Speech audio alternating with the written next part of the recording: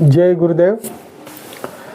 गुरु ब्रह्मा गुरु विष्णु गुरुदेवो महेश्वर गुरु साक्षात परब्रह्म तस्मै श्री गुरुवे नमः।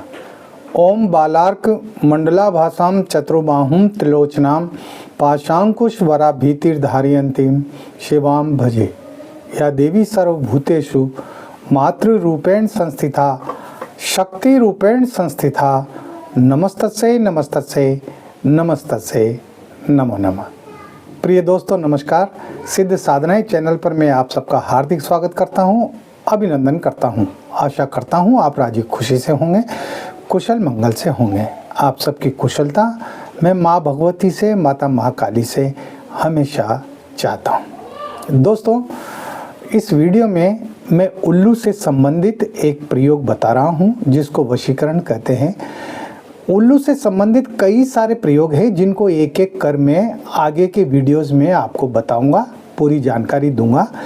लेकिन इस वीडियो में मैं आपको उल्लू के द्वारा वशीकरण कैसे किया जाता है ये बहुत ही ज़बरदस्त प्रयोग में आपको बताऊंगा। तो वीडियो बहुत खास होने जा रहा है, पूरा देखें, स्किप ना करें। चैनल पर नए हो तो चैनल को सब्सक्राइब करें, लाइक करें, अपने दोस्तों में ज़्यादा से ज़्यादा शेयर करें। बेल आइकन को प्रेस करके ऑल पर क्लिक करने से आपको हमारे वीडियो का नोटिफिकेशन तुरंत प्राप्त हो जाएगा।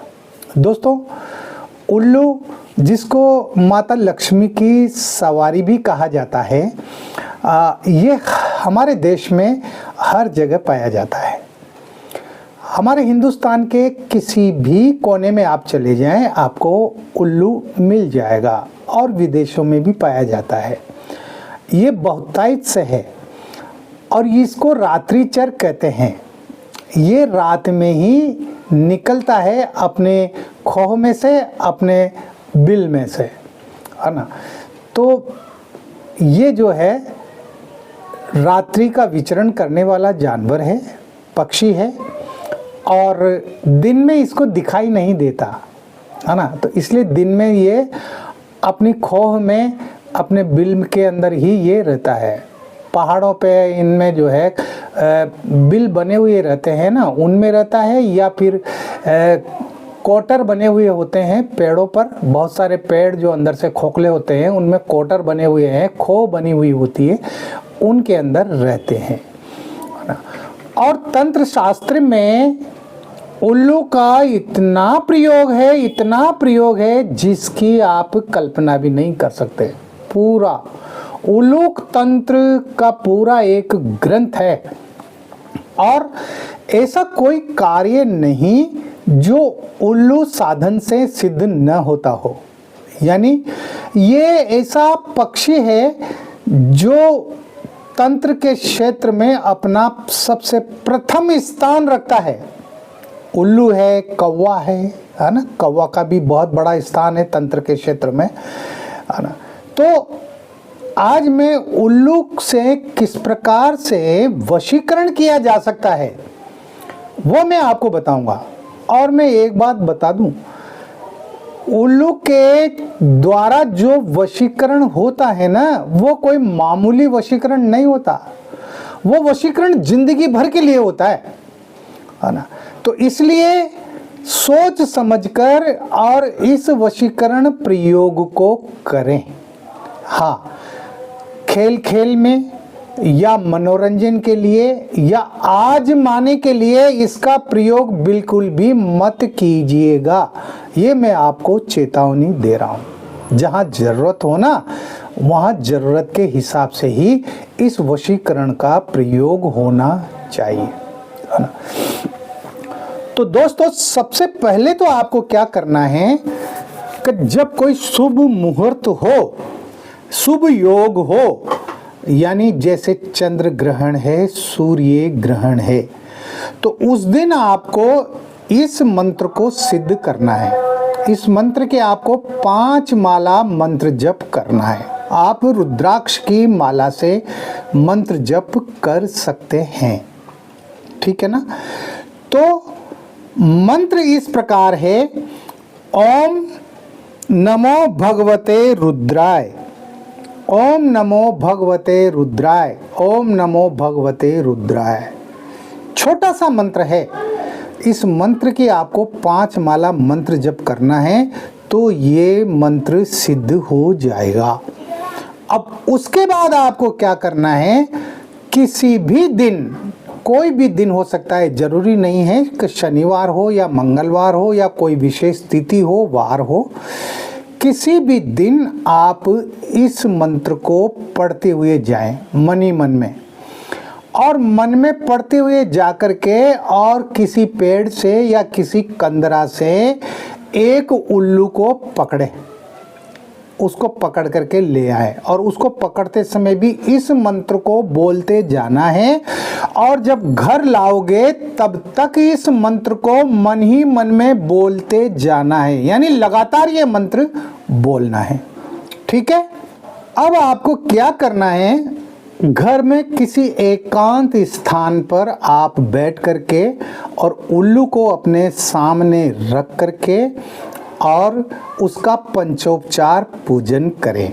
पूजन करना है उसका, उसको पानी के छींटे दें यानी स्नान कराएं, उसके माथे पर तिलक लगाएं, उसके माथे पर अक्षत चढ़ाएं, उस फूल हो गुलाब का तो गुलाब का पुष्प भी उसके ऊपर चढ़ाएं, और पास में ही उसके नज़दीक ही 2 अगरबत्ती जला दें। घी का दीपक जलाएं तो ठीक, नहीं जलाएं तो ठीक, लेकिन 2 अगरबत्ती जरूर जला दें। अब आपको क्या करना है, यही मंत्र पढ़ते हुए, जो मंत्र अभी मैंने आपको बताया है ना, इसी मंत्र को पढ़ते हुए आपको उसके माथे पर हाथ रखना है, सिर पर, और 21 बार इस मंत्र को पढ़ना है। फिर उसके पंखों पर हाथ रखना है, 21 बार इस मंत्र को पढ़ना है। फिर उसकी पूंछ पर हाथ रखना है और फिर 21 बार ये मंत्र पढ़ना है। उसके पेट पर हाथ रखना है, 21 बार ये मंत्र पढ़ना है। उसके पैरों पर हाथ रखना है और 21 बार ये मंत्र पढ़ना है। यानी उसके शरीर के सभी अंगों पर आप हाथ रखते हुए हर अंग के साथ 21 बार इस मंत्र को पढ़ना है। इस बात का आप ध्यान रखें। अगर आपको हाथ रखने में दिक्कत होती है, परेशानी होती है, तो आप 21 बार इस मंत्र को पढ़ करके और उसके अंग पर फूंक मारें। इस तरह से उसके जितने भी अंग हैं ना, उन सब अंगों पर 21-21 बार इस मंत्र को पढ़ करके और फूंक मार दिया करें। ठीक है, ये भी आप कर सकते हैं। अब इसके बाद आपको क्या करना है, जो मंत्र मैं बता रहा हूं, इस मंत्र को आपको 21 बार पढ़ना है। ये दूसरा मंत्र है, पहले वाला नहीं है, ये अलग मंत्र है। इस मंत्र को आपको 21 बार पढ़ना है। तो मंत्र इस प्रकार है, ओम कुरु कुरु महेश्वरी अन्नवर्धिनी प्रियेश्वरी नमः। ओम कुरु कुरु महेश्वरी अन्नवर्धिनी प्रियेश्वरी नमः, है ना। 21 बार इस मंत्र को पढ़ करके उसके बाद आपको अपने हाथ में अक्षत लेने हैं और चावल, और उन अक्षत पर आपको ये मंत्र पढ़ना है। समझ गए? और पढ़ करके और उन अक्षत को उस उल्लू के ऊपर डालना है। ठीक है ना। अब आपको उल्लू को भोजन देना है। अरे उसको भोजन भी तो खिलाओगे ना भाई, भोजन नहीं खिलाओगे क्या? भूखा ही रखोगे क्या उसको? उसको भोजन भी कराना है। तो उसके भोजन में आपको क्या क्या वस्तुएं शामिल करनी है, यह आपको पंसारी की दुकान पर मिल जाएगी, है ना। तो वहाँ से आप इनको खरीद लें। पंसारी की दुकान, जो बड़ी दुकान होगी ना पंसारी की, उस पर ही मिलेगी, छोटी मोटी दुकान पर नहीं मिलेगी। ये और बता देता हूँ मैं, है ना। तो वो सामग्री क्या क्या है? वह सामग्री है अस्थि का चूर्ण, नरास्थि का चूर्ण, प्रेत मस्तक का तंतु और मृतक पुरुष का तांबूल लेकर इनको चूर्ण कर लें, तीनों चीज़ों को।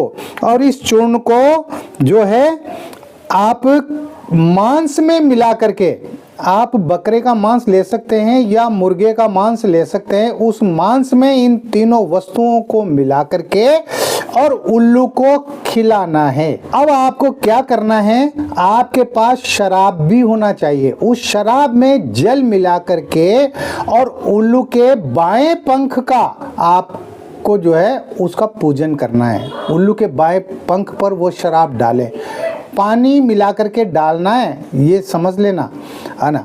और उस पंख का आप जो है पूजन करें। उस पंख को वहाँ से तोड़ लें, हाँ, उल्लू से अलग कर लें उसके बाएं पंख को, और उस पंख का फिर आपको पूजन करना है, पंचोपचार पूजन करना है। और पूजन करते समय आपको ये मंत्र बोलना है जो मैं बता रहा हूं। मंत्र इस प्रकार है,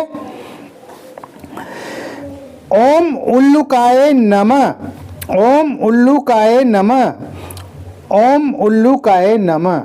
पूजा करते समय इस मंत्र को बोलना है और इस तरह से उसकी पूजा करनी है। और फिर उल्लू को छोड़ देना है, उसको छोड़ दे, उसको रखने की ज़रूरत नहीं है, उल्लू को रखने की ज़रूरत नहीं है। अब उस पंख को आप किसी ओखली में, जो छोटी ओखलियाँ नहीं आती है क्या, घर में होती है ना, उस ओखली में उसको बारीक पीस ले, यानी उसका चूर्ण बना ले, जलाना नहीं है, हाँ, उस पंख का बारीक चूर्ण बना ले। उस चूर्ण को आप इकट्ठा करके रख ले। उस चूर्ण में से थोड़ा सा, एक चुटकी भर मामूली सा चूर्ण आप किसी भी वस्तु में मिला करके और जिसे भी खिला देंगे, चाहे वो स्त्री हो या पुरुष हो, वो जिंदगी भर के लिए आपके वश में हो जाएगा। यानी ये बहुत ही जबरदस्त वशीकरण बन जाएगा आपके पास में, है ना। तो इस तरह से आप इसका प्रयोग कर सकते हैं। तो दोस्तों, इस वीडियो में इतना ही। मिलते हैं अगले वीडियो में नई जानकारी के साथ, नए प्रयोगों के साथ, यंत्र मंत्र तंत्र साधनाओं और सिद्धियों के साथ। तब तक बने रहिए सिद्ध साधनाएं चैनल पर, जो आपका अपना है। किसी भी प्रकार की कोई बात हो, कोई समस्या हो, कोई दिक्कत हो, परेशानी हो, तकलीफ हो, तो आप व्हाट्सएप नंबर जो चल रहे हैं स्क्रीन पर, इन पर आप अपनी समस्या मेरे साथ शेयर कर सकते हैं। मैं कोशिश करूंगा आपकी हर समस्या का समाधान करने की। आप खुश रहें, प्रसन्न रहें, हंसते रहें, मुस्कुराते रहें। जय गुरुदेव।